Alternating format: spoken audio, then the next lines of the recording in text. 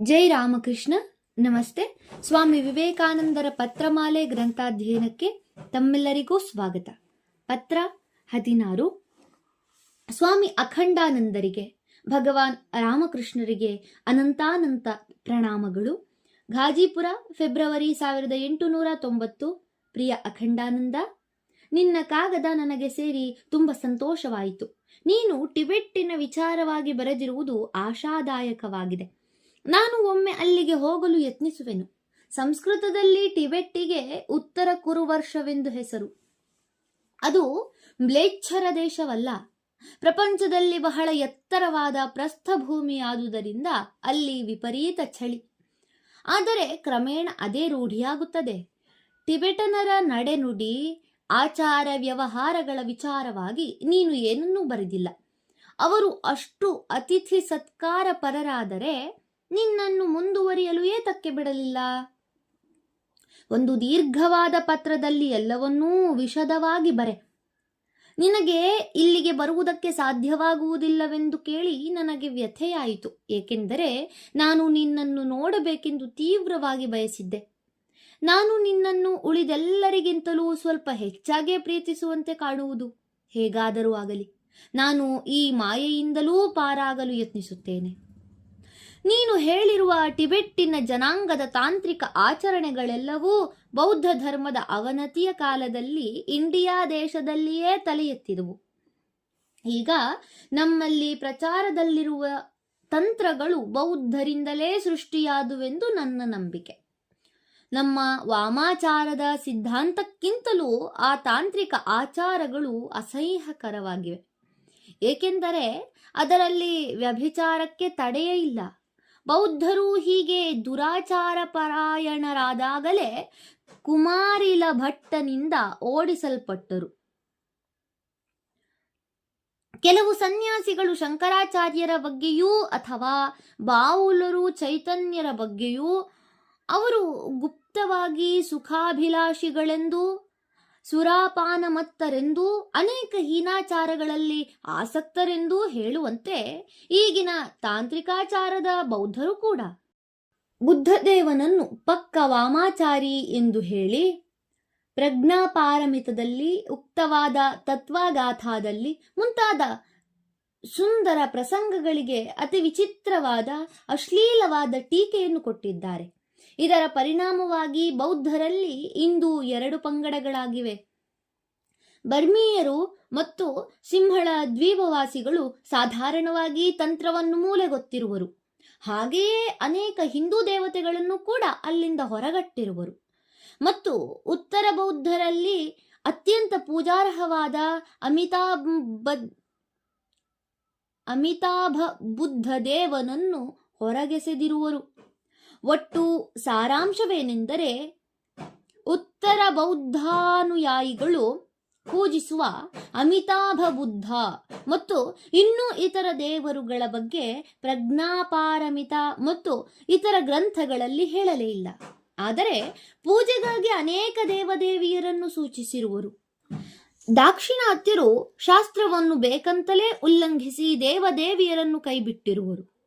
ಟಿಬೆಟ್ಟಿನಲ್ಲಿ ನೀನು ನೋಡಿರುವ ಮತ್ತು ಇಂದು ಪ್ರಚಾರದಲ್ಲಿರುವ ಎಲ್ಲವೂ ಇತರರಿಗೆ ಎಂಬ ಸಿದ್ಧಾಂತ ಆಧುನಿಕ ಯುರೋಪ್ ದೇಶವನ್ನು ಆಕರ್ಷಿಸಿರುವುದು.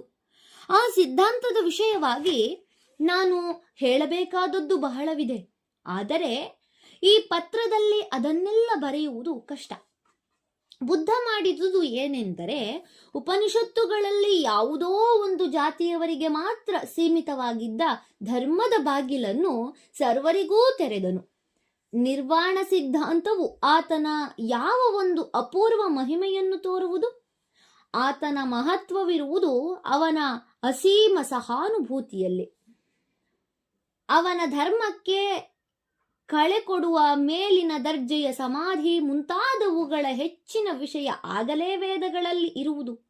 ಅಲ್ಲಿಲ್ಲದಿರುವುದೇ ಬುದ್ಧನ ತೀಕ್ಷ್ಣಮತಿ ಮತ್ತು ಹೃದಯವಂತಿಕೆ.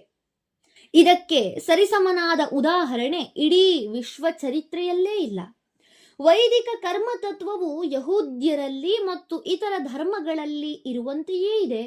ಅಂದರೆ ಯಜ್ಞ ಮುಂತಾದ ಕ್ರಿಯೆಗಳ ಮೂಲಕ ಮನಸ್ಸನ್ನು ಶುದ್ಧ ಮಾಡುವುದು. ಇದನ್ನು ವಿರೋಧಿಸಿದವರಲ್ಲಿ ಬುದ್ಧ ಮೊದಲನೆಯವನು. ಆದರೆ ಆಂತರಿಕ ಮುಖ್ಯಾಂಶಗಳು ಹಿಂದಿನಂತೆಯೇ ಉಳಿದವು. ಅವನು ಬೋಧಿಸಿದ ಮಾನಸಿಕ ಸಾಧನೆಯ ಸಿದ್ಧಾಂತ, ವೇದಗಳ ಬದಲು ಸುತ್ತಗಳಲ್ಲಿ ನಂಬಿಕೆ ಇಡಬೇಕೆಂದು ವಿಧಿಸುವುದು, ಇವು ಈ ಮೇಲಿನ ಹೇಳಿಕೆಯನ್ನು ಸಮರ್ಥಿಸುತ್ತವೆ. ಜಾತಿ ಕೂಡ ಹಿಂದಿನಂತೆಯೇ ಉಳಿಯಿತು. ಅಂದರೆ ಜಾತಿಯು ಬುದ್ಧನ ಕಾಲದಲ್ಲಿ ಸಂಪೂರ್ಣ ಅನಾವಶ್ಯಕವಾಗಿರಲಿಲ್ಲ. ವ್ಯಕ್ತಿಯ ಗುಣದಿಂದ ಅದನ್ನು ನಿಷ್ಕರ್ಷಿಸುತ್ತಿದ್ದರು. ಯಾರು ಅವನ ಧರ್ಮವನ್ನು ನಂಬುತ್ತಿರಲಿಲ್ಲವೋ ಅವನನ್ನು ಪಾಷಂಡಿ ಎಂದು ಹಿಂದಿನಂತೆ ಕರೆಯುತ್ತಿದ್ದರು. ಬೌದ್ಧರಲ್ಲಿ ಪಾಷಂಡನೆಂಬುದು ಬಹಳ ಪುರಾತನ ಪದ. ಆದರೆ ಅವರೆಂದಿಗೂ ಬಲಾತ್ಕಾರವನ್ನು ಬಳಸಲಿಲ್ಲ. ಒಳ್ಳೆಯ ಜನರು. ಅವರಲ್ಲೇ ಹೆಚ್ಚು ಅನ್ಯ ಧರ್ಮ ಸಹಿಷ್ಣುತಾ ಶಕ್ತಿ ಇತ್ತು. ತರ್ಕದಿಂದ ವೇದಗಳ ಧೂಳಿಪಟ ಮಾಡಿದರು. ಆದರೆ ನಿಮ್ಮ ಧರ್ಮದ ಸತ್ಯಕ್ಕೆ ಪ್ರಮಾಣವೇನು? ಅದರಲ್ಲಿ ವಿಶ್ವಾಸವಿಡುವುದು ಎಲ್ಲಾ ಧರ್ಮಗಳಲ್ಲಿಯಂತೆಯೇ ಆ ಕಾಲಕ್ಕೆ ಅದು ಅತ್ಯವಶ್ಯಕವಾಗಿ ಬೇಕಾಗಿತ್ತು. ಅವನು ಅವತಾರ ಮಾಡಿದುದಕ್ಕೆ ಅದೇ ಕಾರಣ. ಅವನ ಸಿದ್ಧಾಂತ ಕಪಿಲನ ಸಿದ್ಧಾಂತದಂತೆ. ಆದರೆ ಶಂಕರರದಾದರೋ ಅದಕ್ಕಿಂತ ಎಷ್ಟು ಉತ್ತಮವಾಗಿದೆ ಮತ್ತು ಯುಕ್ತಿಯುಕ್ತವಾಗಿದೆ. ಬುದ್ಧ ಮತ್ತು ಕಪಿಲರು ಯಾವಾಗಲೂ ಹೇಳುವುದೇ ಹೀಗೆ: ಪ್ರಪಂಚವೆಲ್ಲ ದುಃಖಮಯ, ಅದರಲ್ಲಿ ಮತ್ತೇನೂ ಇಲ್ಲ. ಅದರಿಂದ ಪಾರಾಗಿ ಬೇಗ ಓಡಿ ನಿಮ್ಮ ಜೀವನವನ್ನು ಉಳಿಸಿಕೊಳ್ಳುವುದಕ್ಕೆ ಏನು ಎಲ್ಲಿ ಕಿಂಚಿತ್ತಾದರೂ ಸೌಖ್ಯವಿಲ್ಲವೇ? ಏನು ಇಲ್ಲಿ ಕಿಂಚಿತ್ತಾದರೂ ಸೌಖ್ಯವಿಲ್ಲವೇ? ಪ್ರಪಂಚವೆಲ್ಲವೂ ಸುಖಮಯ ಎಂದು ಬ್ರಹ್ಮ ಸಮಾಜದವರು ಹೇಳುವ ಪಲ್ಲವಿಯಂತೆ ಇದೆ ಇದು. ದುಃಖವೇನೂ ಇದೆ, ಆದರೆ ಏನು ಮಾಡಬೇಕು? ಬಹುಶಃ ಕೆಲವರು ಪ್ರತಿದಿನವೂ ಅನುಭವಿಸಿ ಅಭ್ಯಾಸವಾದ ಮೇಲೆ ದುಃಖವೇ ಸುಖದಂತೆ ತೋರುತ್ತದೆಂದು ವಾದಿಸಬಹುದು. ಶಂಕರರು ಈ ವಾದ ಸರಣಿಯನ್ನು ಅನುಸರಿಸುವುದಿಲ್ಲ. ಅವರು ಹೇಳುತ್ತಾರೆ, ಪ್ರಪಂಚ ಇದೆ ಮತ್ತು ಇಲ್ಲ, ಅನೇಕವಾಗಿದೆ ಮತ್ತು ಏಕವಾಗಿದೆ. ಅದರ ಗುಟ್ಟನ್ನು ನಾನು ಒಡೆಯುತ್ತೇನೆ. ಅಲ್ಲಿ ದುಃಖವಿದೆಯೋ ಅಥವಾ ಮತ್ತೇನಾದರೂ ಇದೆಯೋ ಎಂಬುದನ್ನು ಪರೀಕ್ಷಿಸುತ್ತೇನೆ. ಒಂದು ಅನಿಷ್ಟದಿಂದ ಪಾರಾಗುವಂತೆ ನಾನು ಅದರಿಂದ ಓಡಿ ಹೋಗುವುದಿಲ್ಲ. ನಾನೆಲ್ಲವನ್ನೂ ಸಮಗ್ರವಾಗಿ ತಿಳಿಯುತ್ತೇನೆ. ಅದರ ಅನ್ವೇಷಣೆಯಲ್ಲಿ ಅನಿವಾರ್ಯವಾಗಿ ವಿಪರೀತ ಕಷ್ಟ ಬರುತ್ತದೆ. ಆಗಲಿ, ಅದೆಲ್ಲವನ್ನೂ ನಾನು ಸಂಪೂರ್ಣವಾಗಿ ಸ್ವೀಕರಿಸುವೆನು. ಕೇವಲ ಇಂದ್ರಿಯಜನ್ಯವಾದ ಸುಖ ದುಃಖ ಜರಾಮರಣ ಮುಂತಾದವುಗಳಿಂದ ನನ್ನನ್ನು ಹೆದರಿಸುವುದಕ್ಕೆ ನಾನೇನು ಮೃಗವೇ? ಅದರ ಗುಟ್ಟನ್ನು ಅರಿಯುತ್ತೇನೆ. ಅದಕ್ಕಾಗಿ ಪ್ರಾಣಾರ್ಪಣೆ ಮಾಡುತ್ತೇನೆ. ಈ ಜಗತ್ತಿನಲ್ಲಿರುವ ವಸ್ತುವಿನ ವಿಚಾರದಲ್ಲಿ ತಿಳಿದುಕೊಳ್ಳಬೇಕಾದ್ದು ಏನೂ ಇಲ್ಲ.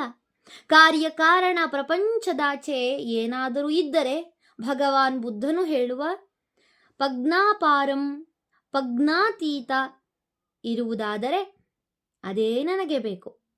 ಆದುದರಿಂದ ಸುಖ ನನ್ನ ಪಾಲಿಗೆ ಬರುವುದೋ ದುಃಖ ನನ್ನ ಪಾಲಿಗೆ ಬರುವುದೋ ಅದೊಂದರ ಹಂಗೂ ನನಗಿಲ್ಲ. ಎಂತಹ ಉಚ್ಚವಾದ ಆದರ್ಶ, ಎಷ್ಟು ಭವ್ಯವಾಗಿದೆ! ಉಪನಿಷತ್ತಿನಿಂದಲೇ ಬೌದ್ಧ ಧರ್ಮ ಬೆಳೆದಿರುವುದು. ಅದೇ ಶಂಕರರ ತತ್ವಶಾಸ್ತ್ರಕ್ಕೂ ಮೂಲ. ಆದರೆ ಶಂಕರರಿಗೆ ಬುದ್ಧನಷ್ಟು ವಿಶಾಲವಾದ ಅನುಕಂಪದಿಂದ ಕೂಡಿದ ಹೃದಯವಿರಲಿಲ್ಲ. ಬರಿಯ ಬುದ್ಧಿಯ ಒಣಪಾಂಡಿತ್ಯವಿತ್ತು. ತಂತ್ರಕ್ಕೆ ಜನಸಮುದಾಯಕ್ಕೆ ಅಂಜಿ ಒಂದು ಕುರುವನ್ನು ಗುಣ ಮಾಡಲು ಹೋಗಿ ಅದಿದ್ದ ಕೈಯನ್ನೇ ಕತ್ತರಿಸಿದರು. ಈ ವಿಷಯಗಳ ಮೇಲೆ ಏನಾದರೂ ಬರೆಯಬೇಕಾದರೆ ಒಂದು ದೊಡ್ಡ ಗ್ರಂಥವೇ ಬೇಕು. ಆದರೆ ಅದನ್ನು ಬರೆಯಲು ಬೇಕಾದ ಪಾಂಡಿತ್ಯವಾಗಲಿ ಅವಕಾಶವಾಗಲಿ ನನಗೆ ಇಲ್ಲ. ಭಗವಾನ್ ಬುದ್ಧನೂ ನನ್ನ ಇಷ್ಟ. ಅವನೇ ನನ್ನ ದೇವರು. ಅವನು ದೇವರ ವಿಚಾರವಾಗಿ ಯಾವ ಸಿದ್ಧಾಂತವನ್ನೂ ಬೋಧಿಸಲಿಲ್ಲ. ಅವನೇ ದೇವರಾಗಿದ್ದನು. ಇದನ್ನು ನಾನು ಸಂಪೂರ್ಣ ನಂಬುವೆನು.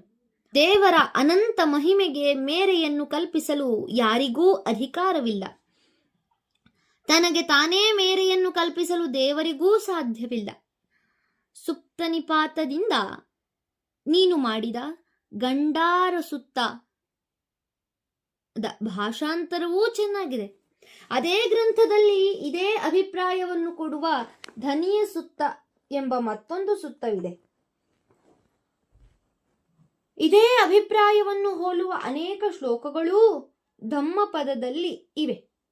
ಆದರೆ ಇದೆಲ್ಲ ಸಾಧನೆಯ ತುತ್ತ ತುದಿಯಲ್ಲಿ ಯಾವನು ಜ್ಞಾನ ಸಾಕ್ಷಾತ್ಕಾರದಿಂದ ತೃಪ್ತನಾಗುವನು, ಎಲ್ಲ ಸನ್ನಿವೇಶದಲ್ಲಿ ಏಕರೀತಿಯಾಗಿ ವ್ಯವಹರಿಸುವನು, ತನ್ನ ಇಂದ್ರಿಯಗಳ ಮೇಲೆ ಸಂಪೂರ್ಣ ಅಧಿಕಾರವನ್ನು ಸ್ಥಾಪಿಸಿರುವನು, ಅಂತಹವನಿಗೆ ಮಾತ್ರ ಜ್ಞಾನ ವಿಜ್ಞಾನ ತೃಪ್ತಾತ್ಮ ಕೂಟಸ್ಥೋ ವಿಜಿತೇಂದ್ರಿಯ. ಯಾರಿಗೆ ತನ್ನ ದೇಹದ ಮೇಲೆ ಇದನ್ನು ನಾವು ಕಾಪಾಡಬೇಕಾದ ವಸ್ತು ಎಂಬುವ ಲಕ್ಷ್ಯವು ಸ್ವಲ್ಪವೂ ಇಲ್ಲವೋ ಅವನು ಮಾತ್ರ ಉನ್ಮತ್ತ ಆನೆಯಂತೆ ಯಾರ ಹಂಗೂ ಇಲ್ಲದೆ ಸ್ವತಂತ್ರವಾಗಿ ತನ್ನ ಮನ ಬಂದಂತೆ ತಿರುಗಾಡಬಹುದು. ನನ್ನಂತಹ ಅಲ್ಪಜೀವಿಯಾದರೋ ತನಗೆ ಸಿದ್ಧಿ ಪ್ರಾಪ್ತಿಯಾಗುವವರೆಗೆ ಒಂದೆಡೆಯಲ್ಲಿ ಕುಳಿತು ಸಾಧನೆ ಮಾಡಬೇಕು. ನಂತರ ಮಾತ್ರ ಅವನು ಹಾಗೆ ಆಚರಿಸಬಹುದು. ಆದರೆ ಇದು ಬಹಳ ದೂರದ ಪ್ರಶ್ನೆ, ನಿಜವಾಗಿಯೂ ಬಹಳ ದೂರದ್ದು. ಚಿಂತಾಶೂನ್ಯಮದೈನ್ಯ ಭೈಕ್ಷ್ಯಮಶನಂ ಪಾನಂ ಸರಿದ್ವಾರಿಷು ಸ್ವಾತಂತ್ರ್ಯೇಣ ನಿರಂಕುಶಾ ಸ್ಥಿತಿರಭೀರ್ನಿದ್ರಾ ಶ್ಮಶಾನೇ ವನೆ ವಸ್ತ್ರಂ ಕ್ಷಾಲನ ಶೋಷಣಾದಿರಹಿತಂ ದಿಗ್ವಾಸ್ತು ಶಯ್ಯಾಮಹಿ ಸಂಚಾರೋ ನಿಗಮಾಂತವೀಥಿಷು ವಿದಾಂ ಕ್ರೀಡಾ ಪರೇ ಬ್ರಹ್ಮಣಿ ವಿಮಾನಮಾಲಂಬ್ಯ ಶರೀರಮೇತತ್ ಭುನಕ್ತ್ಯಶೇಷಾನ್ ವಿಷಯಾನುಪಸ್ಥಿತಾನ್ ಪರೇಚ್ಛಯಾ ಬಾಲವದ್ ಆತ್ಮವೇತ್ತಾ ಯೋ ವ್ಯಕ್ತಲಿಂಗೋ ನನುಶಕ್ತ ಬಾಯಃ ದಿಗಂಬರೋ ವಾಪಿ ಚ ಸಾಂಬರೋ ವಾ ತ್ವಗಂಬರೋ ವಾಪಿ ಚಿದಂಬರಸ್ಥಃ ಉನ್ಮತ್ತವದ್ವಾಪಿ ಚ ಬಾಲವದ್ವಾ ಪಿಶಾಚವದ್ವಾಪಿ ಚರತ್ಯವನ್ಯಾಂ. ವಿವೇಕ ಚೂಡಾಮಣಿಯಿಂದ ಆಯ್ದದ್ದು. ಬ್ರಹ್ಮ ಸಾಕ್ಷಾತ್ಕಾರವಾದವನಿಗೆ ಸ್ವಪ್ರಯತ್ನವಿಲ್ಲದೆ ಆಹಾರ ಬರುವುದು. ಎಲ್ಲಿ ಸಿಕ್ಕಿದರೆ ಜಲವನ್ನು ಅಲ್ಲಿ ಪಾನ ಮಾಡುವನು. ತನ್ನ ಇಚ್ಛೆ ಬಂದೆಡೆ ತಿರುಗಾಡುವನು. ನಿರ್ಭಯನವನು. ಕೆಲವು ಸಲ ಕಾಡಿನಲ್ಲಿ ಮಲಗುವನು, ಕೆಲವು ಸಲ ಸ್ಮಶಾನದಲ್ಲಿ. ಯಾವ ದಾರಿಯಲ್ಲಿ ವೇದಗಳು ನಡೆದವೋ, ಆದರೆ ದಾರಿಯ ಅಂತ್ಯ ಗುರಿಯನ್ನು ಕಾಣವೋ ಆ ದಾರಿಯಲ್ಲಿ ಇವನು ಪ್ರಯಾಣ ಮಾಡುವನು. ಇವನ ದೇಹ ಆಕಾಶದಂತೆ, ಬೇರೆಯವರ ಇಚ್ಛೆಯಂತೆ ಮಗುವಿನೋಪಾದಿಯಲ್ಲಿ ನಡೆದುಕೊಳ್ಳುವನು. ಕೆಲವು ವೇಳೆ ಅವನು ದಿಗಂಬರನಾಗುವನು, ಕೆಲವು ವೇಳೆ ಅತ್ಯಂತ ಆಕರ್ಷಣೀಯವಾದ ಉಡುಪನ್ನು ತೊಡುವನು, ಕೆಲವು ವೇಳೆ ಕೇವಲ ಜ್ಞಾನವನ್ನೇ ಬಟ್ಟೆಯಾಗಿ ಹೊಂದಿರುವನು, ಕೆಲವು ವೇಳೆ ಏನೂ ಅರಿಯದ ಹಸುಳೆಯಂತೆ, ಕೆಲವು ವೇಳೆ ಹುಚ್ಚನಂತೆ, ಶುಚಿ ನೈರ್ಮಲ್ಯಗಳಿಗೆ ಗಮನಗೊಡದೆ ಪಿಶಾಚಿಯಂತೆ ವ್ಯವಹರಿಸುವನು. ನಿನಗೆ ಅಂತಹ ಸ್ಥಿತಿ ಪ್ರಾಪ್ತವಾಗಲೆಂದು, ನಿರಂಕುಶ ಖಡ್ಗ ಮೃಗದಂತೆ ನೀನೂ ಸಂಚರಿಸುವಂತಾಗಲೆಂದು ನನ್ನ ಪೂಜ್ಯ ಗುರುದೇವನ ಅಡಿದಾವರೆಯಲ್ಲಿ ಬೇಡುವೆನು. ವಿಶ್ವಾಸಪೂರ್ವಕ ನಿನ್ನ ವಿವೇಕಾನಂದ. ಧನ್ಯವಾದಗಳು. ಮುಂದಿನ ಸಂಚಿಕೆಯಲ್ಲಿ ಮುಂದುವರಿದ ಪತ್ರಮಾಲೆಯನ್ನು ನೋಡೋಣ. ಜೈ ಶ್ರೀಮಾತಾ.